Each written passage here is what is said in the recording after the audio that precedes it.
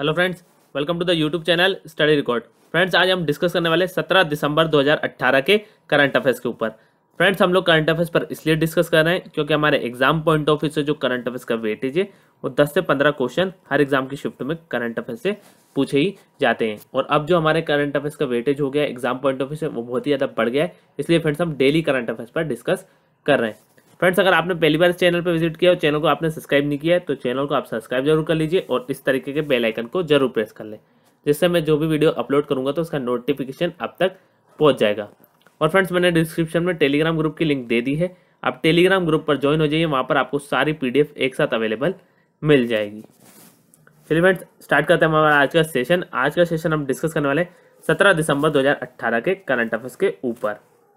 Last video में मैंने quiz के क्वेश्चन को देखा था, उसका आंसर हमें डिस्कस करना था। तो क्विज का क्वेश्चन था, हाल ही में भारतीय तट रक्षक ने किस राज्य में गहीरमाथा समुद्री अभ्यारण्य में ऑपरेशन ओलिवा शुरू किया? तो फ्रेंड्स, इसका आंसर है option number D, Orissa. Orissa इसका राइट आंसर हो जाएगा। ऑप्शन नंबर डी इसका राइट आंसर हो जाएगा। भारतीय तट रक्षक ने उड़ीसा में गहीरमाथा समुद्री अभ्यारण्य में ऑपरेशन ओलिवा अभ्यास शुरू किया और सभी लोगों ने कमेंट बॉक्स में सही आंसर किया है। और इस अभ्यास का उद्देश्य उनके प्रजनन के मौसम के दौरान लुप्तप्राय ओलिव रिडले समुद्री कछुओं की रक्षा करना है। तो ये इस अभ्यास का मुख्य उद्देश्य है। इस अभ्यास का उद्देश्य उनके प्रजनन के मौसम के दौरान लुप्तप्राय ओलिव रिडले समुद्री कछुओं की रक्षा करना है। और इसके तहत एक अत्याधुनिक तट रक्षक जहाज पूरे समय तट रेखा पर निगरानी रखेगा। तो ये आपको याद रखना है।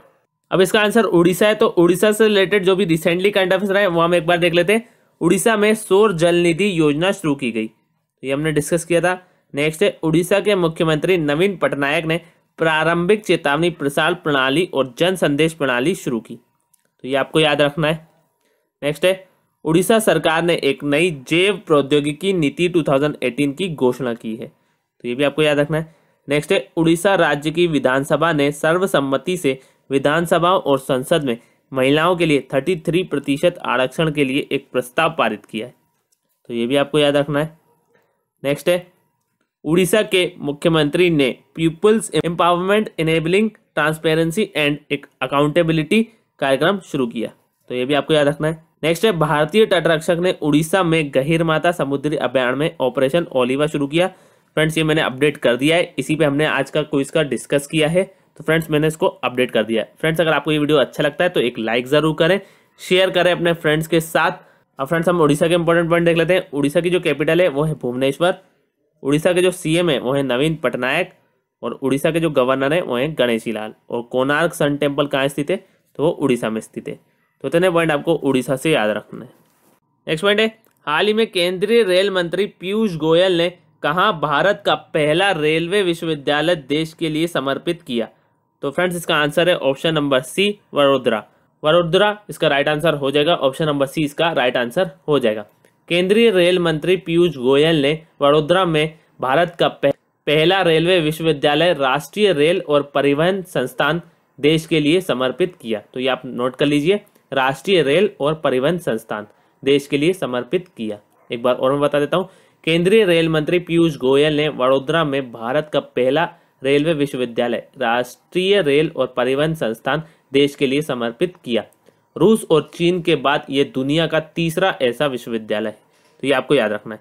रूस और चीन के बाद ये दुनिया का तीसरा ऐसा विश्वविद्यालय। अब फ्रेंड्स, इसका आंसर वडोदरा है। तो वडोदरा कहाँ पर है? गुजरात में। तो गुजरात के हम इंपॉर्टेंट पॉइंट देख लेते हैं। गुजरात में प्रधानमंत्री नरेंद्र मोदी ने स्टेच्यू ऑफ यूनिटी का अनावरण किया, ये हमने डिस्कस किया था करंट अफेयर से रिलेटेड गुजरात से। गुजरात में 11 लाख वर्षीय मानव पूर्वजों के जीवाश्म ऊपरी जबड़े की खोज की, तो ये आपको याद रखना है। नेक्स्ट है, ऑक्सफोर्ड इकोनॉमिक्स की एक रिपोर्ट के अनुसार सूरत 2019-35 की अवधि में दुनिया का सबसे तेजी से बढ़ता हुआ शहर होगा, तो ये आपको याद रखना है। ठीक है फ्रेंड्स। अब फ्रेंड्स, यहाँ गुजरात की बात हो रही है तो गुजरात के भी इंपॉर्टेंट पॉइंट देख लेते हैं। गुजरात की जो कैपिटल है वो है गांधीनगर। गुजरात के जो CM है वो है विजय रूपाणी और गुजरात के जो गवर्नर है वो है ओम प्रकाश कोहली। तो इतने पॉइंट आपको गुजरात से याद रखने। चलिए फ्रेंड्स, हम देख लेते हैं हमारा नेक्स्ट पॉइंट। नेक्स्ट पॉइंट है, भारत में विजय दिवस कब मनाया जाता है? तो फ्रेंड्स, इसका आंसर है ऑप्शन नंबर डी, 16 दिसंबर। 16 दिसंबर इसका राइट आंसर हो जाएगा। ऑप्शन नंबर डी इसका राइट आंसर हो जाएगा। भारत में हर वर्ष 16 दिसंबर को विजय दिवस मनाया जाता है और यह पाकिस्तान से बांग्लादेश की आज़ादी के लिए युद्ध के दौरान 1971 में पाकिस्तान पर भारतीय सेना की जीत का दिन है। ये आपको याद रखना है। एक बार और मैं बता देता हूँ, यह पाकिस्तान से बांग्लादेश की आज़ादी के लिए युद्ध के दौरान 1971 में पाकिस्तान पर भारतीय सेना की जीत का दिन है और इस दिन पाकिस्तानी सेना के 93,000, ये आप नोट कर लीजिए, 93,000 सदस्यों ने 1971 के भारत पाक युद्ध को समाप्त करने के लिए भारतीय सेना और मुक्ति वाहिनी को आत्मसमर्पण कर दिया। तो ये भी आपको याद रखना है। भारत में हर वर्ष 16 दिसंबर को विजय दिवस मनाया जाता है। ठीक है फ्रेंड्स, चलिए अब देख लेते हैं हमारा नेक्स्ट पॉइंट। नेक्स्ट पॉइंट है, हाल ही में किस देश ने आउटडोर धूम्रपान पर प्रतिबंध लगाया? तो फ्रेंड्स इसका आंसर है option number B, Sweden. Sweden इसका राइट आंसर हो जाएगा। ऑप्शन नंबर बी इसका राइट आंसर हो जाएगा। स्वीडन की संसद रिक्सडेगन, ये आप नोट कर लीजिए, रिक्सडेगन। स्वीडन की संसद रिक्सडेगन ने आउटडोर धूम्रपान को निषेध करने के लिए एक बिल पारित किया जिसके अंतर्गत सार्वजनिक संस्थानों जैसे खेल के मैदान और ट्रेन स्टेशन प्लेटफॉर्म पर धूम्रपान करना अब निषेध होगा। तो ये आपको याद रखना है, स्वीडन इसका राइट आंसर है। स्वीडन ने आउटडोर धूम्रपान पर प्रतिबंध लगाया। स्वीडन की संसद रिक्सडेगन ने आउटडोर धूम्रपान को निषेध करने के लिए एक बिल पारित किया जिसके अंतर्गत सार्वजनिक स्थानों जैसे खेल के मैदान और ट्रेन स्टेशन प्लेटफॉर्म पर धूम्रपान करना अब निषेध होगा। अब फ्रेंड्स इसका आंसर स्वीडन है, तो स्वीडन का हम इंपॉर्टेंट पॉइंट देख लेते हैं। स्वीडन की जो कैपिटल है वो है स्टॉकहोल्म। स्वीडन की जो करेंसी है वो है स्वीडिश क्रोना और स्वीडिश की जो हेड ऑफ गवर्नमेंट है वो है स्टेफन लोफवेन। तो इतने पॉइंट आपको स्वीडन से याद रखने। चलिए फ्रेंड्स हम देख लेते हैं हमारा नेक्स्ट पॉइंट। नेक्स्ट पॉइंट है, हाल ही में किस देश ने गर्भपात को वैध बनाने के लिए एक प्रस्ताव पारित किया? तो फ्रेंड्स इसका आंसर है option number D, Ireland. Ireland इसका राइट आंसर हो जाएगा। ऑप्शन नंबर डी इसका राइट आंसर हो जाएगा। आयरलैंड ने गर्भपात को वैध बनाने के लिए एक प्रस्ताव पारित किया है। तो ये आपको याद रखना है, किसने किया है? आयरलैंड ने एक प्रस्ताव पारित किया है। अब फ्रेंड्स हम आयरलैंड के इंपॉर्टेंट पॉइंट देख लेते हैं। आयरलैंड की जो कैपिटल है वो है डबलिन। आयरलैंड की जो करेंसी है वो है यूरो और आयरलैंड के जो प्रेसिडेंट है वो है माइकल डी हिंगिस। तो इतने पॉइंट आपको आयरलैंड से याद रखने। नेक्स्ट पॉइंट है, हाल ही में भारतीय नौसेना ने किस नौसेना डॉकयार्ड में अपनी पहली डीप सबमर्जेस रेस्क्यू व्हीकल प्रणाली शामिल की? तो फ्रेंड्स इसका आंसर है option number A, Mumbai. Mumbai इसका राइट आंसर हो जाएगा। ऑप्शन नंबर ए इसका राइट आंसर हो जाएगा। भारतीय नौसेना ने मुंबई में नौसेना डॉकयार्ड में अपनी पहली डीप सबमर्जेस रेस्क्यू व्हीकल प्रणाली शामिल की। डीप सबमर्जेस रेस्क्यू व्हीकल का उपयोग उन पनडुब्बियों में फंसे चालक दल को बचाने के लिए किया जाता है जो असक्षम हो जाती हैं और भारतीय नौसेना दुनिया में उन कुछ नौसैनिक बलों के लिए समूह में शामिल हो गई है जिनके पास डीप सबमर्जेस रेस्क्यू व्हीकल प्रणाली है। और डीप सबमर्जेस रेस्क्यू प्रणाली 650 मीटर की गहराई पर संचालित की जा सकती है और इसमें लगभग 15 व्यक्तियों की क्षमता है। कितने व्यक्तियों की? 15 व्यक्तियों की। तो ये आपको याद रखना है। ठीक है फ्रेंड्स, अब इसका आंसर मुंबई है। तो मुंबई से रिलेटेड जो रिसेंटली करंट अफेयर है वो हम एक बार देख लेते हैं। मुंबई में चौथी नीति आयोग विकास अनुसंधान केंद्र वार्ता आयोजित की गई। तो फ्रेंड्स ये हमने हाल ही में डिस्कस किया है। नेक्स्ट है, केंद्रीय खाद्य प्रसंस्करण उद्योग मंत्री हरसिमरत कौर बादल ने महाराष्ट्र के दूसरे मेगा फूड पार्क का उद्घाटन किया। तो ये आपको याद रखना है।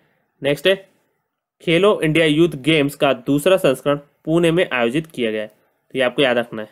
नेक्स्ट है, देश का पहला उल्लू महोत्सव भारतीय उल्लू महोत्सव पुणे में आयोजित किया गया। तो ये भी आपको याद रखना है। नेक्स्ट है, विश्व सीमा शुल्क संगठन के 3 दिवसीय पॉलिसी कमीशन का 80वां सत्र मुंबई में आयोजित किया गया। तो ये भी आपको याद रखना है। नेक्स्ट है, बहरीन के आर्थिक विकास बोर्ड ने महाराष्ट्र के साथ समझौता ज्ञापन पर हस्ताक्षर की। तो ये भी आपको याद रखना है। नेक्स्ट है, पुणे कोर्ट ई भुगतान प्रणाली लॉन्च करने वाली पहली अदालत बन गई है। ये हमने हाल ही में डिस्कस किया है। महाराष्ट्र के मुख्यमंत्री ने स्मार्ट नामक एक अनूठी पहल शुरू की। तो ये भी आपको याद रखना है। नेक्स्ट है, विस्फोटक जांच पर पहली राष्ट्रीय कार्यशाला का उद्घाटन पुणे में किया गया। बहुत ही इंपॉर्टेंट है, ये आपको याद रखना है। नेक्स्ट है, भारतीय नौसेना के तहत भारत का पहला गहन जलमग्न बचाव वाहन मुंबई और विशाखापट्टनम नौसेना के डॉकयार्ड में शामिल किया जाएगा। तो ये आपको याद रखना है।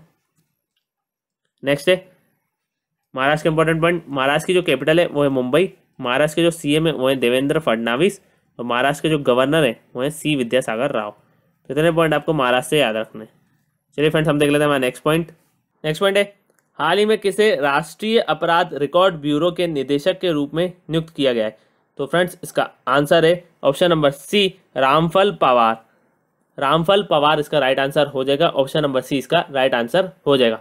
भारत सरकार ने रामफल पवार को राष्ट्रीय अपराध रिकॉर्ड ब्यूरो का निदेशक नियुक्त किया है। ठीक है फ्रेंड्स, और वह पश्चिम बंगाल कैडर से भारतीय पुलिस सेवा अधिकारी हैं, तो ये भी आपको याद रखना है। रामफल पवार वेस्ट बंगाल कैडर से भारतीय पुलिस सेवा अधिकारी हैं। राष्ट्रीय अपराध रिकॉर्ड ब्यूरो भारतीय दंड संहिता के अनुसार परिभाषित किए गए अपराध डेटा का संग्रह और विश्लेषण करने के लिए जिम्मेदार भारतीय सरकारी एजेंसी है। तो इतने पॉइंट आपको इस पॉइंट से याद रखना है। एक बार और मैं बता देता हूँ, भारत सरकार ने रामफल पवार को राष्ट्रीय अपराध रिकॉर्ड ब्यूरो का निदेशक नियुक्त किया और रामफल पवार पश्चिम बंगाल कैडर से भारतीय पुलिस सेवा अधिकारी हैं। राष्ट्रीय अपराध रिकॉर्ड ब्यूरो भारतीय दंड संहिता के अनुसार परिभाषित किए गए अपराध डेटा का संग्रह और विश्लेषण करने के लिए जिम्मेदार भारतीय सरकारी एजेंसी है। ठीक है फ्रेंड्स, चलिए अब देख लेते हैं हमारा नेक्स्ट पॉइंट है हाल ही में किसे फिल्म और television institute of India society और गवर्निंग काउंसिल के नए अध्यक्ष के रूप में नामित किया गया। तो फ्रेंड्स इसका आंसर है option number B Brajendra Pal Singh. Brajendra Pal Singh इसका राइट आंसर हो जाएगा, ऑप्शन नंबर बी इसका राइट आंसर हो जाएगा। सूचना एवं प्रसारण मंत्रालय ने film and television institute of India society और गवर्निंग काउंसिल के अध्यक्ष के रूप में ब्रजेंद्र पाल सिंह को नामित किया। तो ये आपको याद रखना है, सूचना एवं प्रसारण मंत्रालय, ये आप नोट कर लीजिए। सूचना एवं प्रसारण मंत्रालय ने film and television institute of India society और गवर्निंग काउंसिल के अध्यक्ष के रूप में ब्रजेंद्र पाल सिंह को नामित किया और ब्रजेंद्र पाल सिंह वर्तमान में film and television institute of India governing council के उपाध्यक्ष हैं। Film and television institute of India सूचना एवं प्रसारण मंत्रालय के तहत एक स्वायत्त निकाय के रूप में कार्य करता है। तो ये भी आपको याद रखना है। एक बार और मैं बता देता हूँ, सूचना एवं प्रसारण मंत्रालय ने film and television institute of India society और गवर्निंग काउंसिल के अध्यक्ष के रूप में ब्रजेंद्र पाल सिंह को नामित किया। ब्रजेंद्र पाल सिंह वर्तमान में film and television institute of India governing council के उपाध्यक्ष हैं। Film and television institute of India सूचना और प्रसारण मंत्रालय के तहत एक स्वायत्त निकाय के रूप में कार्य करता है। तो इतने पॉइंट आपको इस पॉइंट से याद रखने। चलिए फ्रेंड्स हम देख लेते हैं हमारा नेक्स्ट पॉइंट है हाल ही में कहाँ डीडी किसान चैनल पर दूरदर्शन महिला किसान पुरस्कार कार्यक्रम लॉन्च किया गया। तो फ्रेंड्स इसका आंसर है ऑप्शन नंबर डी नई दिल्ली। नई दिल्ली इसका राइट आंसर हो जाएगा, ऑप्शन नंबर डी इसका राइट आंसर हो जाएगा। प्रसार भारती के अध्यक्ष डॉक्टर ए सूर्य प्रकाश ने, ये आप नोट कर लीजिए, प्रसार भारती के अध्यक्ष डॉक्टर ए सूर्य प्रकाश ने नई दिल्ली में डीडी किसान चैनल पर दूरदर्शन महिला किसान पुरस्कार कार्यक्रम लॉन्च किया और यह पुरस्कार देश के सामने महिला किसानों के संघर्ष और सफलता की कहानियों को लाने का प्रयास है और इन महिला किसानों को भारतीय कृषि अनुसंधान परिषद द्वारा चुना गया है। किसके द्वारा चुना गया है? भारतीय कृषि अनुसंधान परिषद। एक बार और मैं बता देता हूँ, प्रसार भारती के अध्यक्ष डॉक्टर ए सूर्य प्रकाश ने नई दिल्ली में डीडी किसान चैनल पर दूरदर्शन महिला किसान पुरस्कार कार्यक्रम लॉन्च किया। यह पुरस्कार देश के सामने महिला किसानों के संघर्ष और सफलता की कहानियों को लाने का प्रयास है। इन महिला किसानों को भारतीय कृषि अनुसंधान परिषद द्वारा चुना गया है। अब फ्रेंड्स इसका आंसर नई दिल्ली है। तो नई दिल्ली से रिलेटेड जो रिसेंटली कंटेस्ट रहे वो हम एक बार देख लेते हैं। अंतर्राष्ट्रीय बाल रंगमंच महोत्सव जश्न ए बचपन के 14वें संस्करण का उद्घाटन नई दिल्ली में किया गया। तो ये हमने डिस्कस किया था। नेक्स्ट है जलवायु परिवर्तन पर 27वीं बेसिक मंत्री स्तरीय बैठक नई दिल्ली में आयोजित की गई। तो ये भी हमने डिस्कस किया था। नेक्स्ट है भारत संयुक्त अरब अमीरात सामरिक सम्मेलन का दूसरा संस्करण नई दिल्ली में किया जाएगा। तो ये भी हमने डिस्कस किया था। नेक्स्ट है रामनाथ कोविंद ने नई दिल्ली में दूसरे अंतर्राष्ट्रीय अम्बेडकर सम्मेलन का उद्घाटन किया। बहुत ही इंपॉर्टेंट है, ये आपको याद रखना है। नेक्स्ट है पुलिस अनुसंधान और विकास ब्यूरो ने जांच एजेंसियों के प्रमुखों के दूसरे राष्ट्रीय सम्मेलन का आयोजन नई दिल्ली में किया। तो ये भी आपको याद रखना है। नेक्स्ट है, नई दिल्ली में भारत जल प्रभाव शिखर सम्मेलन 2018 आयोजित किया जाएगा। नेक्स्ट है, दिल्ली के मुख्यमंत्री द्वारा निःशुल्क तीर्थ यात्रा योजना शुरू की गई। ये इंपॉर्टेंट है, ये आपको याद रखना है। हाल ही में जो रिसेंटली डिस्कस किया नई दिल्ली में इंडिया डे का उद्घाटन किया गया। ये हमने 2 दिन पहले ही डिस्कस किया है। नेक्स्ट है, पुलिस आयुक्त अमूल पटनायक ने दिल्ली में प्रहरी योजना शुरू की। तो ये हमने कल के वीडियो में ही डिस्कस किया है। अब फ्रेंड्स हम दिल्ली के इंपॉर्टेंट पॉइंट देख लेते हैं। दिल्ली के जो सीएम है वो है अरविंद केजरीवाल, दिल्ली के जो गवर्नर है वो है अनिल बाईजाल, और malaria research centre, Indian council of medical research, all India institute of medical sciences, भारतीय कृषि अनुसंधान परिषद और भारतीय कृषि अनुसंधान संस्थान, ये सब कहाँ है? ये सब न्यू दिल्ली में। तो इतने पॉइंट आपको दिल्ली से याद रखने हैं। चलिए फ्रेंड्स हम देख लेते हैं हमारा नेक्स्ट पॉइंट। नेक्स्ट पॉइंट है, हाल ही में किसको महिला tennis association coach of the year पुरस्कार के पहले विजेता के रूप में चुना गया? तो फ्रेंड्स इसका आंसर है ऑप्शन नंबर सी, सचचा बाजिन। सचचा बाजिन इसका राइट आंसर हो जाएगा। ऑप्शन नंबर सी इसका राइट आंसर हो जाएगा। टेनिस कोच सचचा बाजिन को महिला tennis association coach of the year पुरस्कार के पहले विजेता के रूप में चुना गया था। सचचा बाजिन टेनिस खिलाड़ी नाओमी ओसाका के कोच हैं। किसके कोच है? Naomi Osaka. तो ये आप नोट कर लीजिए। सचचा बाजिन टेनिस खिलाड़ी नाओमी ओसाका के कोच हैं। महिला टेनिस एसोसिएशन के अनुसार यह पुरस्कार कोच को न केवल कोर्ट पर सफलता के लिए दिया जाता है बल्कि खेल के प्रचार राजदूत के रूप में कार्य करने के लिए भी है। तो इतने पॉइंट आपको इस पॉइंट से याद रखने। एक बार और मैं बता देता हूँ, टेनिस कोच सचचा बाजिन को महिला tennis association coach of the year पुरस्कार के पहले विजेता के रूप में चुना गया। सचचा बाजिन टेनिस खिलाड़ी नाओमी ओसाका के कोच हैं। महिला टेनिस एसोसिएशन के अनुसार यह पुरस्कार कोच को न केवल कोर्ट पर सफलता के लिए दिया जाता है बल्कि खेल के प्रचार राजदूत के रूप में कार्य करने के लिए भी दिया जाता है। ठीक है फ्रेंड्स, अब देख लेते हैं हम हमारा नेक्स्ट पॉइंट। नेक्स्ट पॉइंट है, हाल ही में किस सरकार ने ऑपरेशन मिनिमम वेज शुरू किया? तो फ्रेंड्स इसका आंसर है option number D, Delhi. Delhi इसका राइट आंसर हो जाएगा। ऑप्शन नंबर डी इसका राइट आंसर हो जाएगा। दिल्ली सरकार ने ऑपरेशन मिनिमम वेज शुरू किया और इस ऑपरेशन के तहत एक नियोक्ता जो न्यूनतम मजदूरी का भुगतान नहीं करता है उस पर जुर्माना लगाया जा सकता है या वह 3 वर्ष की जेल का सामना कर सकता है। दिल्ली सरकार ने अकुशल श्रमिकों के लिए न्यूनतम मजदूरी तय की है जो प्रतिमाह 14,000 रुपये है। ये आप नोट कर लीजिए, जो न्यूनतम 14,000 रुपये है प्रतिमाह, जबकि अर्धकुशल के लिए प्रतिमाह 15,400 रुपये और कुशल के लिए यह 16,962 रुपये प्रतिमाह है। ठीक है फ्रेंड्स, एक बार और मैं बता देता हूँ, दिल्ली सरकार ने ऑपरेशन मिनिमम वेज शुरू किया और इस ऑपरेशन के तहत एक नियोक्ता जो न्यूनतम मजदूरी का भुगतान नहीं करता है उस पर जुर्माना लगाया जा सकता है या वह 3 वर्ष की जेल का सामना कर सकता है। दिल्ली सरकार ने अकुशल श्रमिकों के लिए न्यूनतम मजदूरी तय की है जो प्रतिमाह 14,000 रुपये है।